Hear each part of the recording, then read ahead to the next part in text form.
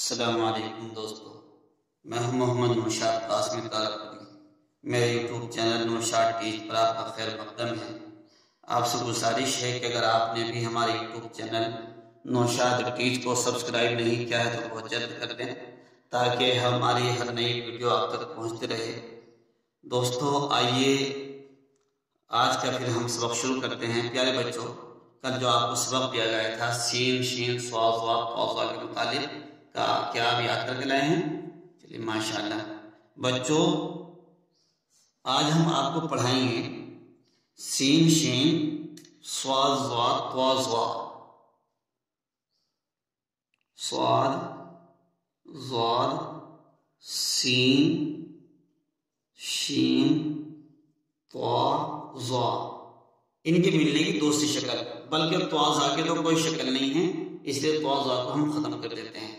اب بچائے سین شین صاد ضاد طاء ضاد، تو اس کے ملنے کی آج ہم دوسری شکل بتائیں گے آپ۔ دوسری شکل کیا ہے؟ دوسری شکل بہت آسان ہے، اتنا یاد رکھیں گے۔ سب سے پہلے نمبر پہ ہم سین شین کو سمجھتے ہیں۔ سین شین کے ہم نے بتائے تھے تین دندانے ہوتے ہیں، یعنی تین شوشے ہوتے ہیں۔ یہ جب ہم اس کو ملا کر لکھتے ہیں دوسری شکل میں تو نمبر ایک پر یاد رکھیں گے، یہ سین شین ہمیشہ غا را زا اور یہ تین نقطوں والی زا، بس ان چار حرف کے ساتھ، بلکہ چار کیا تین ہی حرف کے ساتھ اس کا استعمال ہوتا ہے۔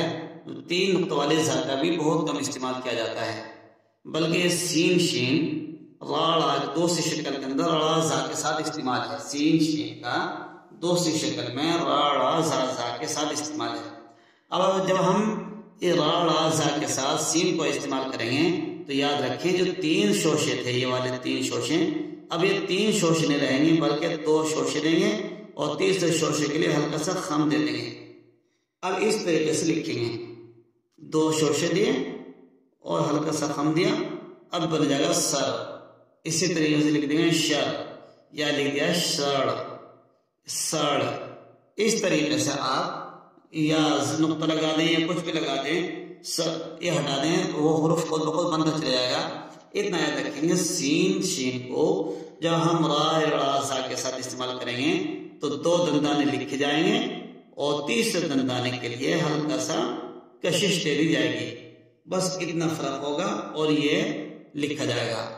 سین شین کا استعمال تو صرف اتنا ہوتا ہے را زا کے ساتھ، اور انہی حرف کے ساتھ ہوگا، دوسری شکل میں کسی اور حرف کے ساتھ نہیں ہوگا۔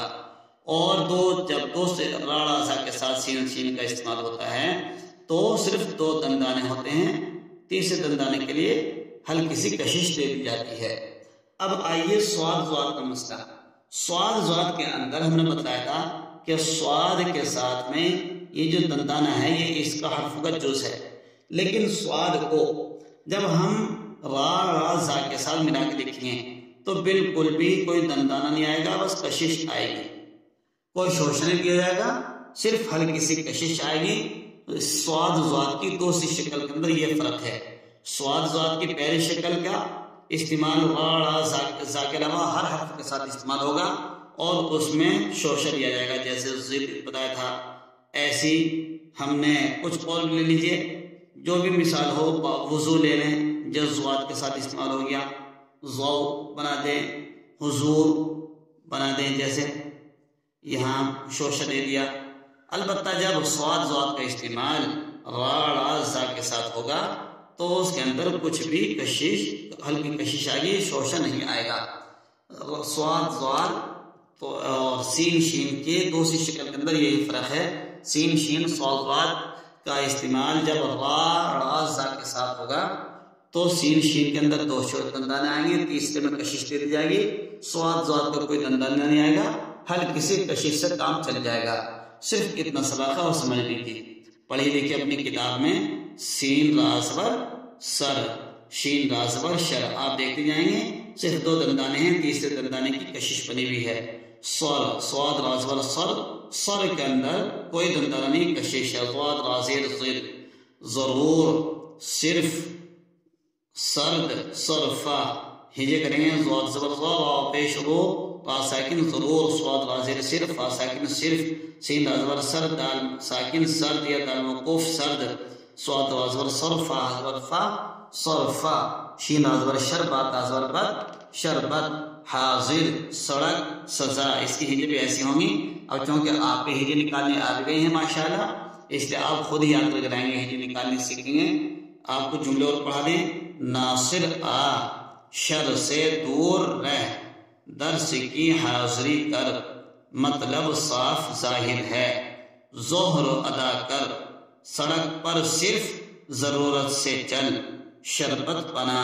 بہت سے بچے اس کو ظہر کہہ دیتے ہیں عصر کہتے ہیں جبکہ ان کے املے پڑھنے میں غلطی کرتے ہیں. جیسے جیسے 5 وقتوں کی نمازوں کا نام آئے گا ہم آپ کو بتاتے جائیں گے. یہاں یاد کرنا ہے ظہر کہتے ہیں دوپہر کے وقت.